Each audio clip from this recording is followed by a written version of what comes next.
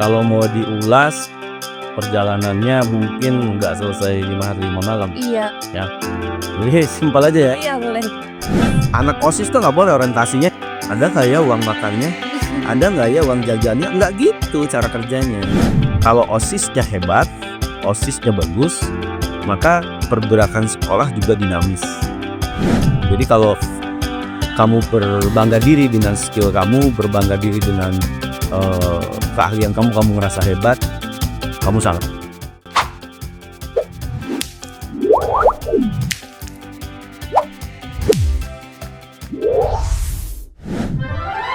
Halo Tunas Media, selamat datang di TN Talk, podcast resminya OSIS SMK Tunas Media. Di sini kita bisa mengobrol, berbagi cerita, dan menumbuhkan inspirasi karena di sini dari Tunas bisa tumbuh jadi karya yang hebat. Sebelum itu perkenalkan saya Adi Paraya Safaira selaku host yang akan memandu podcast kali ini. Dan di episode perdana ini kita kedatangan tamu spesial nih. Sosok yang sangat berpengaruh dalam arah dan masa depan sekolah kita. Langsung saja kita sambut Kepala Sekolah SMK Tunas Media, Bapak Roni Madopi, SPD, SHM SIU. Apa kabar Dipa? Baik Bapak, terima kasih banyak sudah menyempatkan waktunya untuk datang ke podcast ini. Bapak, boleh nggak sih Bapak ceritakan secara singkat nih, perjalanan Bapak dari awal hingga saat ini bisa menjadi Kepala Sekolah SMK Tunas Media? Ya, ini pertanyaan menarik banget nih. Iya. Kalau mau diulas, perjalanannya mungkin nggak selesai 5 hari 5 malam, Iya. ya. Jadi simpel aja ya. Iya, boleh. Tapi mulai dari mana ya? Karena memang perjalanannya panjang nih. Jadi ya seperti biasa ya, sebelum menjadi seorang pimpinan atau kepala sekolah itu kan kita memulai karir dulu ya sebagai tenaga pendidik ya, sebagai guru. Kita kuliah di keguruan, ya banyak belajar tentang pedagogi, banyak belajar tentang berorganisasi ya, lalu merintis karir menjadi seorang guru, seorang pengajar di berbagai sekolah, pindah sana, pindah sini, nyabang sana, nyabang sini gitu ya.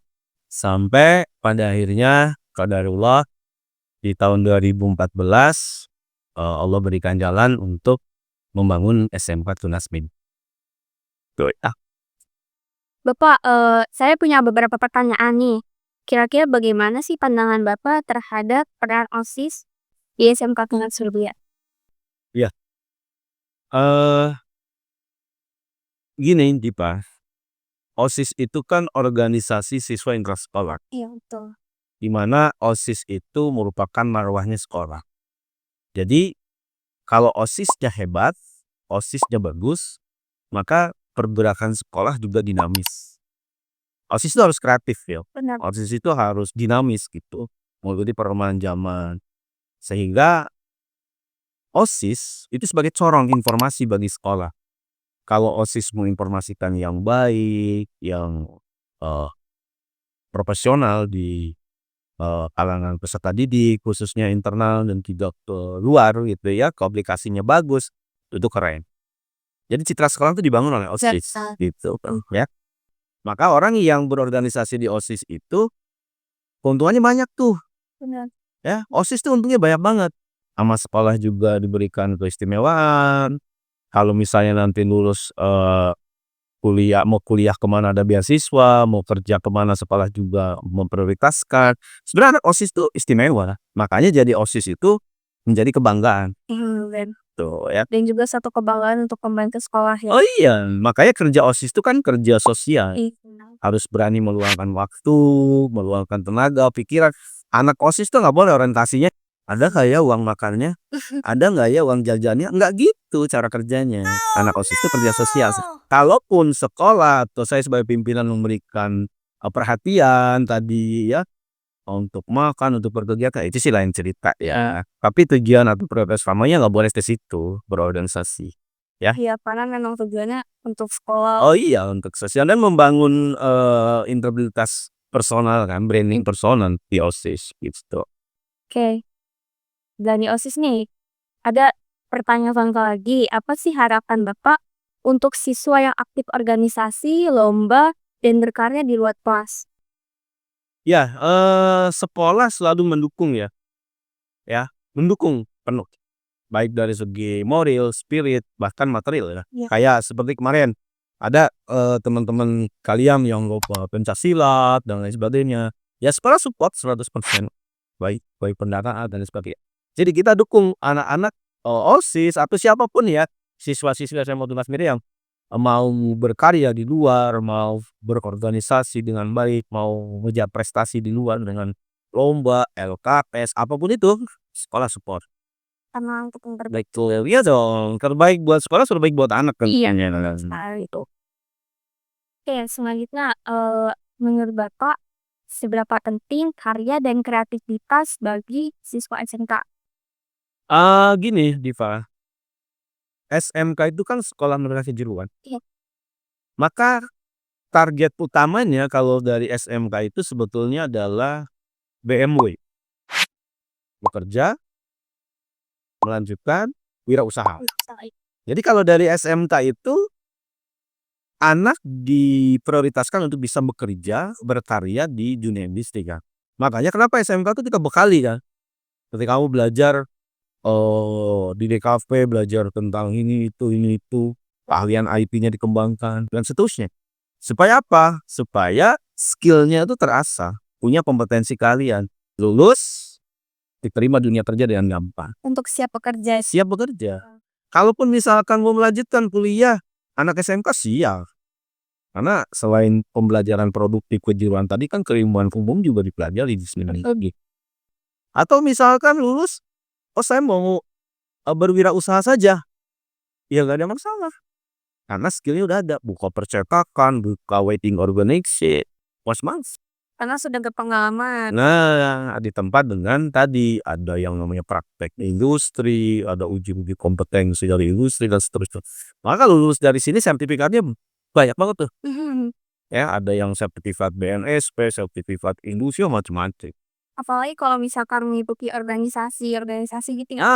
Apalagi yang fokus di OSIS nanti, itu kalau surat sakti dari sekolah untuk anggota OSIS itu kalau misalnya nyari beasiswa buat kuliah gampang, nyari kerja juga gampang. Makanya beruntung deh anak-anak yang bisa berorganisasi. Iya, dan suatu kebanggaan juga buat saya saat salah satu bagian dari OSIS. Bagus, ya. Itu ada. Terima kasih Bapak. Kita masuk ke segmen cepat jawab ya Pak. Bapak jawab singkat aja. Siswa aktif atau siswa pendiam? Aktif dong. Akademik atau yang non akademik? Ya, akademik. Apa yang menggambarkan siswa kena ceria? Ceria. Ceria ya. Pesan satu kata untuk OSIS. Bekerja dengan smart. Iya. Harus smart apalagi kita itu ya untuk sekolah. Sebagai penutup Pak, apa pesan Bapak untuk seluruh siswa SMK Tunas Media yang sedang berjuang mengejar masa depan? Ya, pesan saya, masa depan itu penuh tantangan.